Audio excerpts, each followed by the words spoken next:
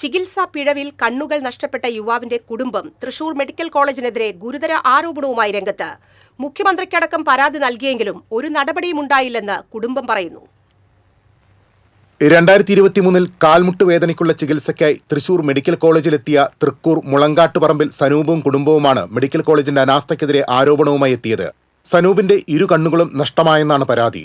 മുട്ടുവേദനയ്ക്കുള്ള ചികിത്സയ്ക്കിടെ എന്താണ് സംഭവിച്ചതെന്ന് സനൂപിനും കുടുംബത്തിനും ഇനിയും മനസ്സിലായിട്ടില്ല. എന്തിനാണ് തന്റെ കണ്ണുകൾ എടുത്തതെന്നാണ് 38-കാരനായ സനൂപിന്റെ ചോദ്യം. മുട്ടിന്റെ വേദന കാരണം ഞാൻ മെഡിക്കൽ കോളേജിൽ പോയതാ. കണ്ണിന്റെ കാഴ്ചശക്തി നഷ്ടപ്പെടാതെ തിരിച്ചു വന്നു. ഞാൻ എനിക്ക് ജോലിക്കും പോകാനും പറ്റണില്ല. അമ്മ മാത്രമേ ജോലിക്ക് പോകണുള്ളൂ.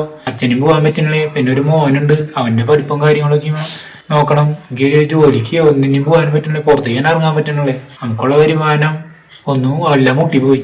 അച്ഛനും അമ്മയും 1-ാം ക്ലാസ്സുകാരനായ മകനുമടങ്ങുന്ന കൊച്ചു കുടുംബത്തിന്റെ എല്ലാമായിരുന്നു സനൂപ്. ടൈൽസ് പണിക്ക് പോയാണ് കുടുംബം നോക്കിയിരുന്നത്. മുട്ടുവേദന ജോലിക്ക് തടസ്സമായതോടെ ചികിത്സിക്കാമെന്ന് തീരുമാനിക്കുകയായിരുന്നു.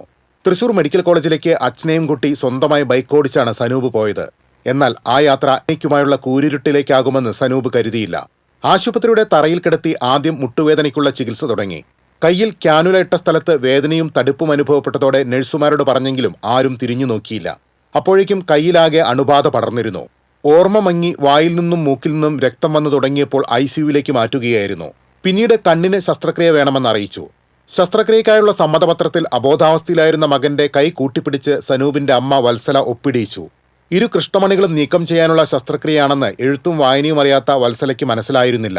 നൈസാ പറഞ്ഞത് നാളെ ഒരു ഓപ്പറേഷൻ ഉണ്ട് സനൂപിനെ, അപ്പൊ ഒരു ഉപ്പ് വേണമെന്ന് പറഞ്ഞു. അപ്പൊ ഞാൻ പറഞ്ഞു എനിക്ക് ഉപ്പ് അറിയില്ലല്ലോ, അമ്മയുടെ അല്ല സനൂപിന്റെ ആന്ന് പറഞ്ഞു. ഞാൻ പറഞ്ഞു സനൂപിന് ഉപ്പിടാൻ പറ്റില്ലല്ലോ.